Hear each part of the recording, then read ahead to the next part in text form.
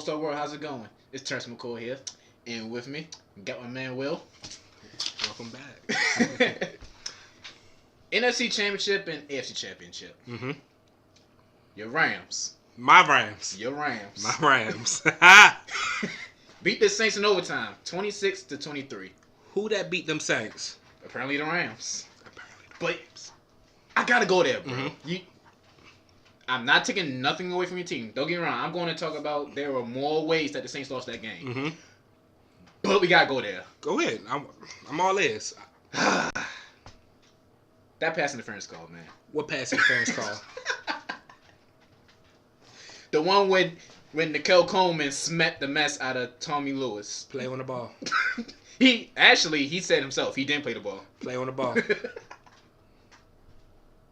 So you saw nothing wrong with that. I saw nothing wrong with it. These are the same refs from week one. Mm-hmm. Even 2 videos ago that you personally did a video on. Mm-hmm. They humans. They Humans make mistakes. I didn't see no bad call on that one. That's just the way football goes sometimes. That's the way it folds. Again, I'm not Mm-hmm. I'm not biased. Mm-hmm. I'm not a Saints or Rams fan. This is just me saying what I gotta say. That was a horrible missed call.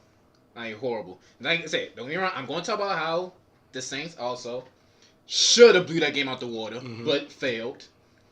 But that was a key moment in the game. Mm-hmm. That calls like that define careers. Like we can go back to the Tucker rule. Mm-hmm. If that Tucker rule wasn't called, I'm pretty sure Brady wouldn't be Brady, like the Brady he is now. Right. So rules like that, calls like that, makes dynasties, changes careers. Mm-hmm. So for you not to call that, it's disgraceful. Mm-hmm. And I feel as though somebody needs to be fired. Let me flip it real quick. Let me check something. Let me play devil's advocate. Okay. Quick, you say the call was game changing everything. Right. If the Saints did everything they supposed to did, Mm-hmm. call wouldn't have mattered. Right. So actually, the Saints is your fault. Right. I agree. If y'all would have put us away early, Mm-hmm. y'all had a lead, y'all let us stay around. Right. All right. So that's just gonna make me jump into that segment of how it wasn't only that call, but there's also more stuff how the Saints Mm-hmm. lost. And first play of the drive, Drew Brees was just hitting players, boom, boom, boom, boom, boom. Mm-hmm. Left points off the board, got a field goal because Griffin Hill, I guess somebody from off the practice squad, dropped the touchdown pass. Drew Brees, he didn't play his best game. 26 for 40, 249 yards, 2 touchdowns, and 1 interception. Mm-hmm. The run game sucked on both sides. Yeah, both ends. Both Yeah, ends. yeah. Both of them sucked. And I said whoever run the ball best was going to win that game. But both sides sucked. Mm-hmm.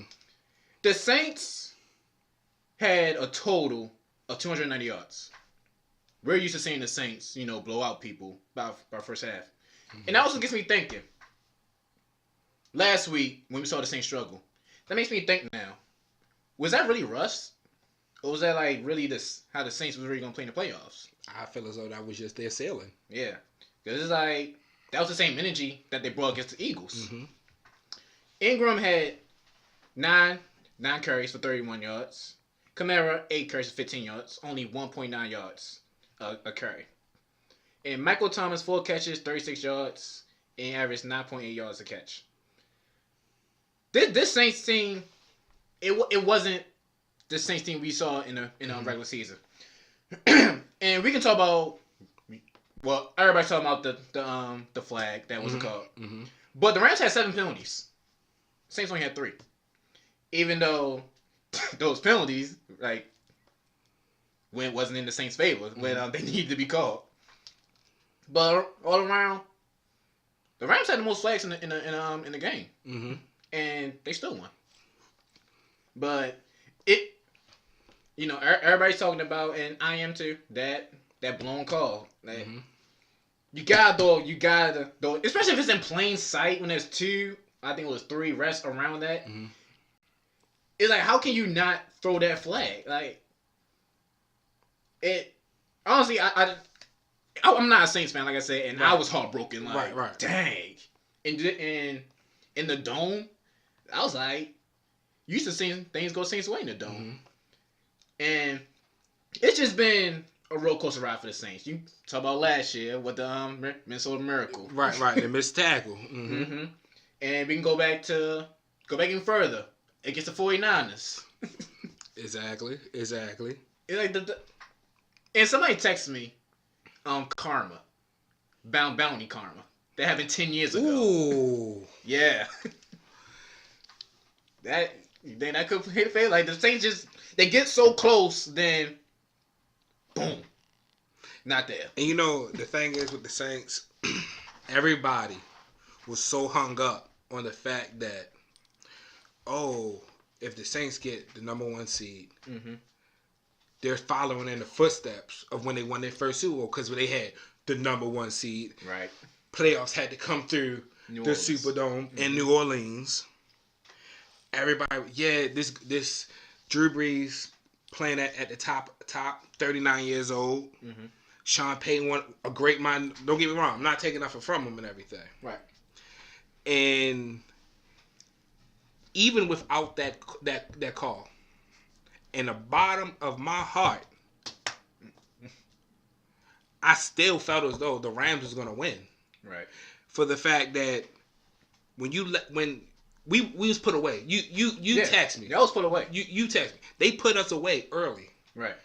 But no, go ahead. My bad. Go ahead. But the thing is, they let us hang around. Right. And when you let your little brother hang around, what happens? And it's funny because I was texting my dad also in the first half. Hey, you scored. Your total was 2 touchdowns in the whole game, and the first half was all field goals. I looked at him I'm like, Rams gonna come back. I didn't call game, but I said they're gonna come back. And before that call, Drew Brees do I want to say like a 40-yard gain to again. Next play, they passed the ball. Why? I think it was about 3 minutes left at that. No, it was like a minute. A minute? I'm pretty sure a minute left. Why are you passing the ball across the middle? Right, and we was out of timeouts also. Incomplete. Stops the clock. And I'm texting my dad like, run the ball. Milk the clock. Matter of fact, you could have killed the clock right then and there. Stop it with 1 second left. Gone on home. And I'm like, that. I'm not a coach, but I thought the idea was to run the ball in crucial moments like that and kill the clock, field goal, boom, game over. And the Rams defense was pretty good in the red zone. Right. With stopping them, only giving up 2 touchdowns. But I think this is a game that's going to go down in one of the books to probably one. Well, it is not even probably. It is like the worst non-call in NFL history. And I'm pretty sure rules are going to be changed. Let's go to the AFC. Our prayers wasn't answered. Patriots beat the Chiefs in overtime, 37-31. Brady is going to another Super Bowl. Where was that Chiefs defense against the Colts? I don't know. I really don't know. I mean, if you look back at their previous matchup, it was the same outcome, the same high scoring. Chiefs defense just wasn't there. You have called it early when they were still undefeated. The Chiefs defense is suspect. Right.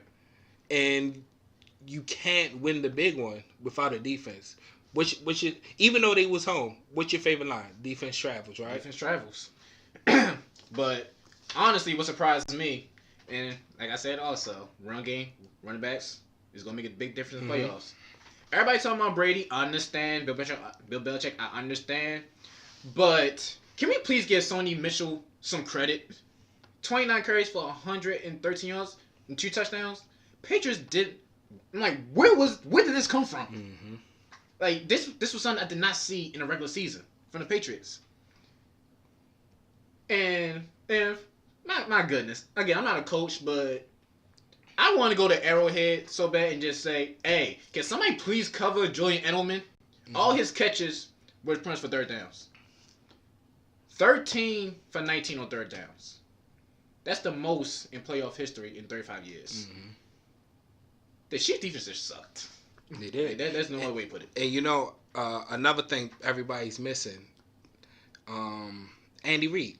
Yeah. It's a big monkey on his back that he cannot get over the hump of beating New England. And that even dates back to when he was with Philadelphia, when they was in the Super Bowl. Yeah, New England. Like, Andy Reid always had a problem with Tom Brady and Belichick. I think everybody in AFC has a problem with New England. If you date back in all the Super Bowl appearances, it's either been Tom Brady, Ben Roethlisberger, or way back Peyton Manning. Right. But also, to counter those Super Bowls, Tom Brady didn't win 3 of them. Right. Adam Vinatieri did. So, I mean, I'm just saying. Adam Vinatieri. Even in 2001, when they beat the Rams, right. It was a solid game. Tom Brady, Adam Vinatieri won that for them. Mm-hmm. So, the Chiefs only had 13 yards in the first half. Mm-hmm. 0 points. This Chiefs, I mean, like I said in the last video, like, you can't do that against the Patriots. You can't play from behind. Right. I mean, granted, they came back, put a game in overtime, but you can't do that. Like, they left like the Saints and the Chiefs. They left points off the board. Mm-hmm. It was a wide open wheel route to Damian Williams, wide open touchdown, overthrown. Like, you can't do that against New England. Like, you guys I hope you're taking notes. So, so you send a golf, just let you know this is how you beat Brady. And Brady didn't touch the ground that one time. 2 interceptions, yes, but he didn't touch the ground. Mm-hmm. And I talk about this also. That was a bogus roughing the passer call. I saw that call. That determined that a lot of things determined that game. That at offsides, I'm in neutral zone. Mm-hmm. And I saw on SportsCenter saying the referee usually goes to the coach and say, "Hey, just let you know, he's lined up in neutral zone," but apparently that didn't happen. It's always calls that just goes the New England way, always, and it wasn't even roughing the pass. The dude just touched him around his shoulder. A normal football action. But Pat Mahomes, he got hit in the helmet. Mm-hmm. No call. I'm used to seeing this. I don't know why I feel as though that particular situation, it always, if you're going against Tom Brady, it always will come down to seniority rules. Like, just like in any workplace, like, okay, you got it, Tom. Right. You haven't earned your stripes. I mean, it shouldn't be like that. Yeah, it should. It should be always called straight down the line or whatever. Exactly. But we have seen it time and time again. Peyton Manning versus somebody. Ben versus somebody. Mm-hmm. Like, if it's not out of those 3, then the call may be... Or Aaron Rodgers. Yeah, or Aaron Rodgers. Then the call may be called fair. But if it's one of those 4 quarterbacks, 75% of the time... Right. And even Aaron Rodgers is on the bottom of them 3. Because Aaron Rodgers, he be looking for calls. You can go this route. Like, I'm bring up, let's throw Cam Newton in there, for example. He's usually getting punished. Mm-hmm. He's a runner, and he's big, but he used to be getting punished, but he don't get the same treatment as these other quarterbacks. I mean, there's other factors on why that is too. But you're right, he doesn't, and they always quote unquote say, "Oh, because he became a legible runner." Mm-hmm. But he's still the quarterback. You wouldn't let somebody smack Tom Brady to the point where his face mask gets turned. But this annoys me though, because y'all brought this rule in the NFL this year to protect players. Mm-hmm. Let's go back to your game. Yes, that was pass interference. Mm-hmm. But Nickel Coleman smacked Tommy Lewis in the face. Mm-hmm. Dude, whole body torque. Mm-hmm. But that could have been pass interference, and it also could have been helmet to helmet and defenseless receiver. But none of that was called. So you put a necessary rule. Well, not necessary because we understand what it is. But you're not following up to the reason why you put this rule in the NFL. And you can't pick and choose when to adjust to enforce the rules, because these are big games, a chance to go to the Super Bowl, and you can't pick and choose when you want to enforce the rules. Like it should be fair to every team, to every player. And that's what angers me about the rules and officiating. Right, I mean, I get it. I understand. I know I joked and played about not saying it. Yeah. That's a Rams fan in you. Right. Once I take the biasness out of it, yes, it was a blown call. It sucks. Yeah. It really sucks. I know if it was the other way around, I wouldn't even got out of bed. I wouldn't. You would have talked about video who? No, I wouldn't. I wouldn't did anything. It just, the fact of the matter is, they need to get better refs. There should be a better, I don't know, training video session, whatever you got to go through the procedures to be ready for game time. Like, I'm not saying a ref will be 100%, but a ref, I feel as a team of refs should be, and also you got people in the booth also. Yeah. You should be at least, I'd be satisfied with 85. 80 to 85%. That's holding on every play. Right. That's holding every play. But you can't see the line. But like, if something happens right dead in your face and you're like, right. From one sports player to another, I've been on the line. There are holes. There's holes every play. Yeah, every play. But it's like, the fact is, like, a play like that out in the open. Yeah. You got, what you say, 2 to 3 officials. Like 2 or 3 refs around. Right. Like, I can see. And one of the officials is there for that purpose. Right, exactly. To watch. That's his zone to watch and everything. The league just need to do better at picking their officials, the system they do to replay certain calls or whatever. Because I feel as though a blatant pass interference call like that, or even the roughing the passer call, should be in the category of being looked at like a helmet to helmet. Yeah. Right. Like if they can run that back and get that call, something like that should be able to get a call, right, and get a replay. Yeah, I agree. So something has to be changed. I don't know if they need, because I think, watching ESPN, they say it might be, it's a replay might take longer for them to look at, and I think you should be able to challenge pass interference call, because those, of course, that's probably the most hated call in the league. Yeah, because I mean, 90% of the time it always go to So they need to just look at it again now, because when you look at it fast, you might miss something. Right. But when you slow it down, you're like, oh, okay, I can see why. Right. But again, also back to your point, the Saints, they have a chance to blow the game open, so they left in the refs' hands, and apparently got. So with that being said, yeah, like the Cowboys are saying, was it a catch? I don't know. Was it a blown call? I don't know. Who that beat them Saints?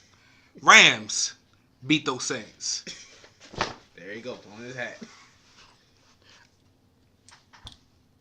And we're going to the Super Bowl. All right, but another time I want to get into. The Patriots and Chiefs went overtime. Mm-hmm. Should the overtime rule be changed? Because I feel as though once I saw New England got the ball, it's like I saw a story before. Mm-hmm. I called game. Like, Patrick Mahomes didn't even get a chance to see the ball. Right. Me personally, I think Patrick Mahomes should have got a chance. I mean, at least change the overtime rules in the playoffs. Right. I mean, at least give the man a chance to at least, have a chance to win. I mean, yeah, me personally, I think it should be a change. I was always a fan of college rule or whatever. Each person get a chance. No kickoff from the opponent's 25. Mm-hmm. Regardless if field goal or touchdown, like they both equally get a try, right. And then that's how the possessions go. Like, okay, the Saints go up, bam, they scored. Then the Rams go up, bam, they scored double overtime, like that. Yeah, somebody actually suggested they just play another quarter, probably not 15, but another 10 minute, just a 10-minute quarter. Right. Just so, like, all right, say you score, all right, now I gotta score. All all right, I score, now you got to score. Let's go back and forth, back and forth. And if somebody else didn't score, then what do you say? Then the other team should at least have another chance. Right. It's like you might as well play a whole another quarter at that point. Because it's similar to remember when the Ravens and the Chargers played. Mm-hmm. And remember the time of possession. Mm-hmm. The Ravens had that overtime for what a solid about 10 minutes. Yeah. And left Phillip. Yeah. So time possession will play a key in the overtime. Right. I do like that. Oh, an extra quarter. Yeah, because you're putting, it's like. In overtime, if you don't get the coin toss, you lose. Right. Because, like, you lost to a coin. Yeah. Probability at that point. Yeah, you lost to a coin. Right. And, yeah, I feel as though each team should get a chance. And just like in basketball, like, there's no draw. You just keep going. And, yes, we could have four overtimes. But at that point, that shows mentality. Football is a mental game. Mm-hmm. Like, you can overcome fatigue and everything. That can help you win a game. That what should judge a game, not a coin. Yeah, not a coin. Right. But again, this is something that the league gonna have to look to in off season. It will be an interesting off season with a lot of rules, a lot of changes. And I just want to get one more thing. Even though the Chiefs lost, are they? I want to say like the new face in the AFC, because the time for Brady is ticking. Right. You might give him his 6 so he can just retire. Mm-hmm. So him Belichick can just retire. So are the Chiefs that team to take that throne in the AFC? I want to say yes in a way, but they definitely got to work on that defense. Yeah. Like definitely. I mean, I definitely agree. Tides are turning. That's just not with Tom Brady. All Aaron Rodgers, Ben, Peyton is already out the door. Mm-hmm. These young quarterbacks are coming in. We even said it at the great Chiefs-Rams game. Yeah, that game's changing. Right. But it seemed like a lot of these high-powered offenses, their defense is and it's like it's never really balanced. Right. And it's like I remember when we was younger, your defense was more overpowered and your offense did just enough. Yeah. Or whatever. It's rare a team has both. Right. So I feel as though the league is changing as far as that. I don't think defense is going to be a major key soon. It's going to be about this high-powered offense like the Chiefs have, like the Rams have, Right. But I do think that the Chiefs will be one of the deadliest teams in the AFC. I agree. Especially the AFC is never really, that high-powered. Go ahead. I'm going to say this here first. Top 3 team soon. Your boy, because he is off the leash. Baker. And the Cleveland Browns will be a threat. Definitely. In the AFC. Oh yeah. Definitely. And you heard it here first. Yeah. Honestly, if you don't know that by now, then you don't really pay attention to football. Browns are coming next year. The Browns are coming, and they will definitely be a force to be reckoned with. But one more. Is Todd Gurley okay? He's okay. He's alright. He's great. I was a little concerned. I was looking at the game like, yo, is Gurley good? I was too. Him being from Baltimore and everything. I say, yo, Todd. I'm like, yo, you good? He like, yeah. I felt as though I needed a veteran help. I'm like, bro, it's cool. Just making sure you're right. Just making sure you good. Go out there, do your part, and get this dub. And right. So he good. All right.